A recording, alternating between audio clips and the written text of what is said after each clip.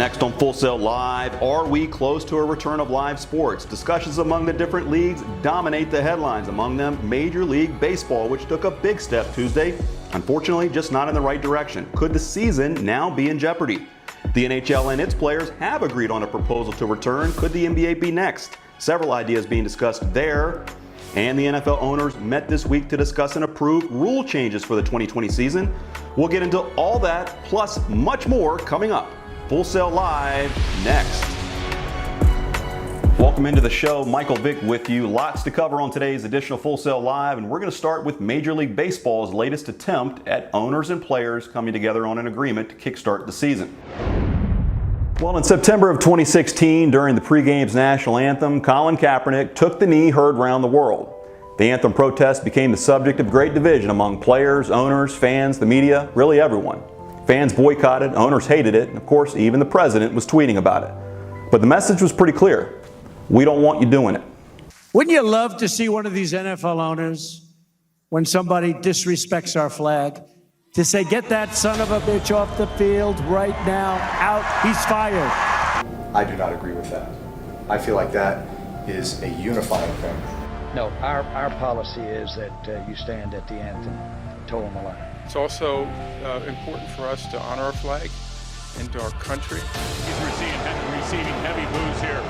As for Kaepernick, 1,630 days have passed since he last played an NFL game. No team has been willing to sign him, essentially being blacklisted from the league because of a conversation they weren't ready to have. A conversation where the thought was that the NFL wasn't listening. And then in a matter of months, Ahmaud Arbery happened, Breonna Taylor, and then George Floyd. And it happened in front of the entire world. Now everyone is listening, and the sentiment about why Kaepernick began taking a knee on that fateful 2016 day seems to be more felt than ever. First, we heard from guys like Drew Brees, who seemed to have had a change of heart, putting out an apology. Commissioner Roger Goodell put out his video issuing a statement and apology from the league.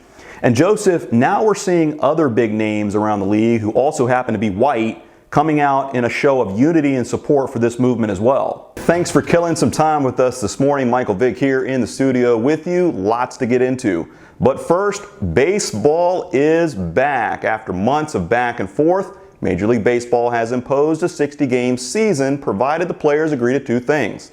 One, that they report to training camp by July 1st, and two, that they agree to the health and safety protocols, which apparently is only 120 pages or so of light reading. Provided there are no setbacks and things go as planned, 60 games in 66 days is a lot. Eduardo Perez, you're a former player, now current analyst. As a player, how do you approach all of this? You know what, the same way. Welcome into Full Sail Live. I'm Michael Vick alongside my partner, Joseph Cook, who unfortunately can't be here in the studio on account of marriage this weekend. What can you say about the man? He's also married to his work. But Joseph, the same can't be said about baseball. Just days after Rob Manfred said that there was a 100% chance the season would be happening, the league appears now more ready than ever to divorce itself from the idea of having a 2020 season. So much talk has been on Cowboys quarterback Dak Prescott, and now we're hearing that apparently there was a last-ditch effort to get something done. According to NFL Network's Jane Slater, there was talk about a contract that would have paid Prescott about $34 million a year with $110 million guaranteed. The two sides just ran out of time. All quite interesting when you think about the fact that we've been talking about this for almost 2 years. Sentiment isn't good among Dak's circle. His own brother tweeting this out just after the deadline passed. Tad Prescott tweeting this, quote, "There is a reason I was never a Dallas Cowboys fan growing up or before they drafted Dak after today. Who knows how much longer I'll be cheering for them." Certainly not happy. Here's ESPN's Adam Schefter with the latest reaction. Dak is one of 12 players to play on the franchise tag in the upcoming season. That's the most since the franchise tag started in 1993. Certainly could be linked to all the uncertainties surrounding the 2020 season. The NFL and the NFLPA are currently negotiating terms for a return. The sticking pieces are a number of financial clauses to safeguard the players. Switching gears to baseball, where it's mostly been in reverse lately, but might we finally be making progress? Yet again, the back and forth continued this week. Too small, can't throw, should just move to wide receiver. Great runner though. That was the NFL scouting report on Lamar Jackson just 2 years ago. A year later, he set the league on fire, becoming the first NFL player in history to throw for 3,000 yards and rush for 1,000 in the same season. He led Baltimore to a 14-2 record en route to winning the NFL MVP. Now he can add another piece of hardware to his mantle. Earlier today, EA Sports released the annual cover of their wildly popular game, Madden Football. And guess who's just not in the game, but now the face of it? You guessed it, Lamar Jackson has been permanently enshrined in the Madden lore as he dons the cover of Madden 21. Likewise, the PGA also announced no fans for the remaining 4 tourneys this year as the Memorial kicked off today. Tiger Woods announced late last week that he'd be all in after taking some time away. It's only fitting. Woods has won Jack Nicklaus's tournament 5 times in his career. But this time around, there is no Tiger effect and no gallery cheers. That didn't stop Tiger from shooting a 1 under 71 in his opening round. Here is Tiger on what it felt like out there with no fans. Well, we won't soon forget the year of Zion in college basketball. For 6 months, he was the show. Must-see TV, leaving no doubt by the end of his freshman campaign that he would be the top pick in the 2019 NBA draft. Welcome into Full Sail Live. I'm Michael Vick with you again. We have all the latest from today's NFL deadline, including some breaking news over the last hour or so. The Tennessee Titans are making sure Derrick Henry keeps his Tennessee address for 4 more years. Only now maybe he'll want to upgrade the real estate. The NFL's rushing champ signing a 4-year, $50 million deal with $25.5 guaranteed. Henry had been placed on the franchise tag after a monster year in which he became the first player in history to rush for more than 180 yards in 3 consecutive games. Even more impressive, he did it in the playoffs.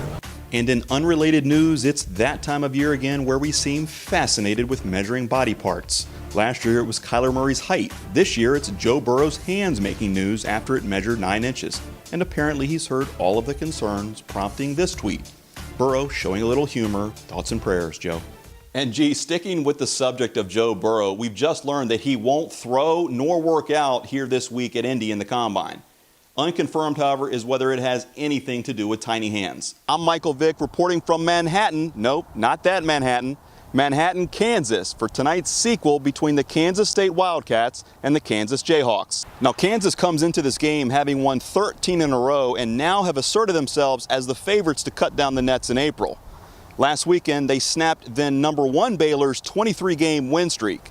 A win tonight could all but lock up the number 1 overall seed heading into March. In other news, with the NFL Combine out of the way, all eyes are on the draft. And now is the time that teams begin jockeying for draft positions. Expectations are that Joe Burrow goes 1. But picking at number 2 is the Washington Redskins, and there's growing speculation that if deemed healthy, the Redskins are seriously considering picking Alabama's Tua Tagovailoa.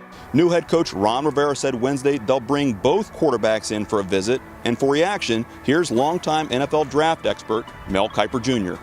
This is a quarterback league all the way. Now, if the Redskins decide to take Tua, it would be the 2nd consecutive year that they draft a quarterback in the 1st round. Rare, but not unprecedented. Remember, just 2 years ago, the Arizona Cardinals selected Josh Rosen 10th overall. In comes a new head coach. The next year, they drafted Kyler Murray with the top pick in the draft. Rivera is certainly going to want to come in and make his mark in Washington, and in a quarterback-driven league, this could be a defining moment early. As for Mostert, he just signed a 3-year deal back in March of last year, but that was primarily when he was special teams. Now that he's taken a lead role, his agent just wants his contract to reflect that. This little wearable device can even be attached to a watch band and is about the size of an AirPods case. And if social distancing is compromised, well, you can expect to hear this sound. Pop quiz. In the hit football movie The Replacements, what university did star quarterback Shane Falco play his college ball at? If you said The Ohio State, you'd be right. Is the NBA bubble about to become the NBA 2K neighborhood from the hit video game? Twitter is losing it over the similarities between the game and the NBA campus bubble, namely the barbershop that just got erected. Hey, at least LeBron won't have to go far for the next episode of The Shop. You know what? I'm going to go ahead and tighten up the fade while I'm here.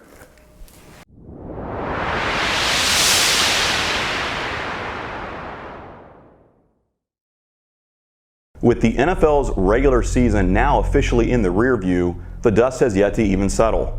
In summation, 8 head coaches have been fired, 5 are African American.